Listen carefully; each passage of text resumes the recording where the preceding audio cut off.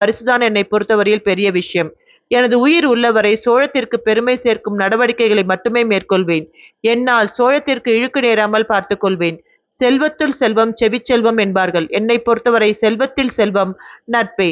பார்த்திபனும் வந்தியத்தேவனும் இல்லையென்றால் என்னால் வீரபாண்டியனின் தலையை கொய்திருக்க முடியாது என்று ஆதித்தன் கூறி முடித்ததும் சபையோர் கரவொலி எழுப்பினர். 1000 பேரிடிகள் தனது தலையில் விழுந்தது போன்று அதிர்ச்சியில் அமர்ந்திருந்த குந்தவையின் பார்வை வந்தியத்தேவனின் பக்கமாக திரும்பியது. வந்தியத்தேவனும் அவள் பக்கமாக நோக்க இருவர் பார்வைகளும் கலந்தன. பாணர் வீரனும் சோழ வீராங்கனையும் தனது பார்வையை பரிமாறிக்கொள்ள அதை உப்பரிகை மாடத்தில் அமர்ந்திருந்த பெண்கள் பகுதியில் இருந்து நோக்கிய தெட்டக்கனியின் மேனியில் ஒருவித நடுக்க அலை பாய்ந்தது. வந்தியத்தேவன் குந்தவையின் பார்வை பரிமாற்றத்தை இன்னொருவனும் கவனித்துக் கொண்டிருந்தான்.